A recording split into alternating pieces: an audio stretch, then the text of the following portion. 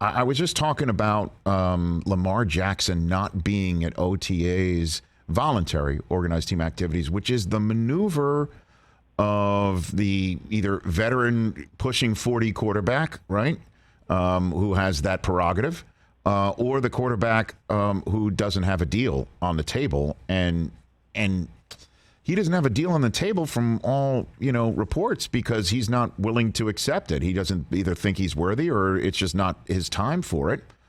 What gives? I can't figure it out. I can't Lamar. either, Rich, and I can't remember a situation like this. It probably is unprecedented when you consider the money that gets paid to the best quarterbacks in the NFL, how the market is changing, and the ritual, the dance, the way that it works. You put your 3 years in. You win an MVP award. You're in line for a big contract. Well, he didn't want one last year, didn't want to engage the team. This year he doesn't want to engage the team either. And owner Steve Bisciotti said a couple of months ago that Lamar is so obsessed with winning a Super Bowl, I think deep down he doesn't think he's worthy. I think he wants that in order to say, now I deserve to be on top. And that's consistent with what he's told the team. He doesn't want to do anything until after the season. He wants to have the best season he possibly can, and then they'll take care of the contract. That's fine if that's accurate, but it doesn't mesh with the idea of staying away from the OTAs, because now is when the climb begins. Now is when the foundation for a special season is laid. And if he's not upset with the team because they've yet to give him his contract, if he's not trying to make a statement or protect himself from any type of a fluke injury while he waits for an imminent contract, sort of like Kyler Murray is in Arizona, it just doesn't make any sense. And it's the latest thing involving Lamar Jackson that doesn't make sense. There are so many conflicting thoughts and emotions. He's acting like a guy who doesn't want to be there, but he insists he wants to be there. He was mad at the team, it seemed, for trading Hollywood Brown, but Hollywood Brown said he knew I wanted out. So there's just a lot of inconsistency, and my concern is, and I would give him this advice if he was my son, nephew, cousin, friend, brother, client, whoever, I would say, look, get the best deal you can now. You play a brand of football that puts you at risk for injury. You had the ankle injury that caused you to miss several games last year.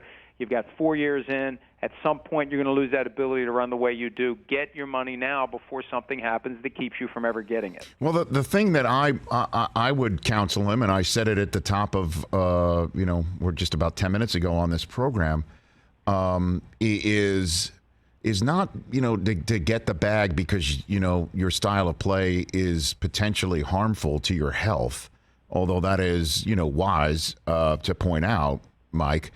It's that this sort of question mark or difficulty to predict or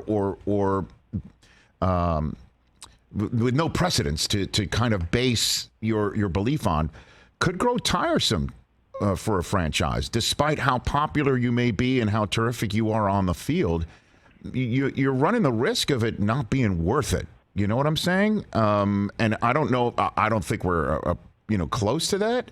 But over time, that might be it, Mike. Rich, I think you're onto something, and I believe at some point the Ravens will become exasperated with the situation, and they will make alternative plans. If they can't get Lamar Jackson, despite all of their best efforts, to take their money, to give them certainty, to create cap space so they can put a team around him. That's one of the reasons why you do the long-term deal. Short-term, cap relief, so other great players can be brought to the team or properly rewarded so they don't look elsewhere. At some point, the Ravens will throw their hands in the air and say, time to move on to plan B. And I look at Tyler Huntley, and dollar for what they could sign him to a long-term contract for, dollar for dollar, he would be every bit as good of a value, if not better, than Lamar Jackson. At some point, they need to start thinking of it that way. Life without Lamar Jackson, because they can either wait for him to put his 5 years in plus 2 franchise tags, plus he goes straight to the open market, or they can get through this season, they can tag him after the season, and trade him to one of the teams out there, and we see it every year now. There's teams who are trolling for veteran quarterbacks because they know that somewhere, somehow, you shake the tree hard enough, you're going to have one fall out of the sky, whether it's Russell Wilson or whoever else it may be. And I think that we have to, until Lamar Jackson engages the Ravens, we have to put him on the radar screen of guys who could change teams after this season, whether he wants to or whether the Ravens just get to the point where they say, enough is enough, we need to move on. Hey, you watched all the way to the end. Thanks for that. Watch more right here.